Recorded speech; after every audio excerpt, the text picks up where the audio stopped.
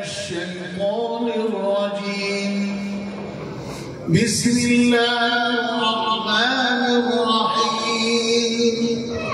د قاری برکت الله سلیم ژوندلیک. د افغانستان مشهور قاری برکت الله سلیم د ورپېښ ناروغۍ له کبله په کابل کې تېره ورځ یکشنبه وفات سو او د کابل پر وخت د ماپښین پر 3 بجې د عیدګاه په جومات کې جنازه وسوه او په مرنجان تپه کې خاورو ته وسپارل شو. قاری برکت الله سلیم د مولوي ګلا جان زوی او د محمد علي خان لمسی و چې په 1424 هجري لمریز کال کې د افغانستان ختیځ ننګرهار ولایت د شینوار ولسوالۍ په هسکه مینه کې زیږېدلی و.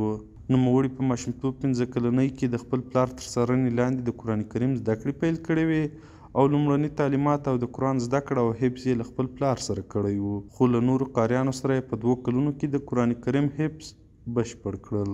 قاری برکت الله سلیم وړاندې ویلي وو چې د یو افغان سوداګر په همکارۍ په 1944 میلادي کال کې مصر ته له نورو محصلانو سره واستولم او هلته مې د شیخ خلیل الحصري په ګډون له ګڼو مشهورو قاریانو سره وکتل او په 6 کلونو کې مې 10 قرائات زده کړل.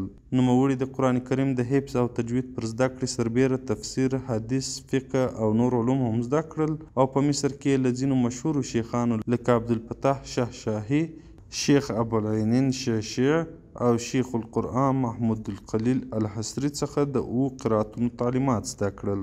له هغه وروسته قاری برکت الله سلیم د قرآن کریم د حفظ په برخه کې سلګونه قاریان فارغ کړل او برکت الله سلیم په یوه مرکه کې ویلي وو چې په 1970 کال کې له مصر راستون شو او په 1978 کال د پخواني ولسمشر سردار داود خان د واکمنۍ پر مهال د افغانستان د ملي راډیو تلویزیون د پرانیستلو په مراسمو کې ګډون او تلاوت وکړ. شیخ القرآن برکت الله سلیم ویلي وو د مالیزیا، سعودي عربستان، هند، مصر، بنګلادیش، اندونیزیا، ایران او متحده عربي اماراتو د قرآن کریم په 10 نړیوالو سیالیو کې ګډون کړی او په ټولو کې لومړی مقام ګټلی دی. نوموړي د افغانستان په ملي راډیو تلویزیون کې قرآن کریم په بېلابېلو 14 روایتونو ثبت کړی دی. استاد برکت الله سلیم د زیور التلاوت، برکت التجوید کتابونه لیکلي او په پښتو او دري کې برکت الباري کتاب لیکلی او چاپ شوي دي. د یوای 14 کتابونه یې لیکلي چې ځینې یې په مدرسو او دارالحفاظونو کې تدریسیږي. استاد برکت الله سلیم په یو پخوانۍ مرکه کې ویلي وو چې د افغانستان کې د هیڅ کودتا او انقلاب پر مهال له هیڅ کوم اړخ سره خواخوږی نه و، بلکې پر مهال یې د کابل طب پوهنتون کې د ثقافت، تفسیر، حدیث او تجوید تدریس کړی دی. نوموړی شاعر هم و چې ډیری شعرونه یې دیني بڼه لري.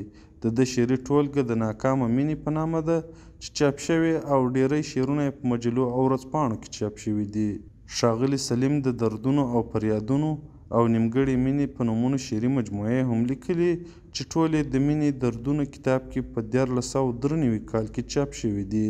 قاری برکت الله سلیم په 1455 کال کې د کابل په مرکزي دارالحفاظ کې د استاد په توګه دنده پیل کړه او څه موده وروسته یې د ارشاد، حج او اوقافو وزارت کې د قاریانو د انسجام د مشر په توګه دنده پیل کړه. قاری برکت الله سلیم په افغانستان کې د تیر حکومت تر پای او د طالبانو له بیا واکمنېدو 15 د اګست پورې د حج او اوقافو وزارت د قاریانو د چارو مشر و. د سلیم دوستان وایي کله چې متقاعد کېده پخواني ولسمشر د عمر تر پایه په حج او اوقافو وزارت کې د سلاکار په توګه د هغه د ګمارل کېدو حکم ورکړ.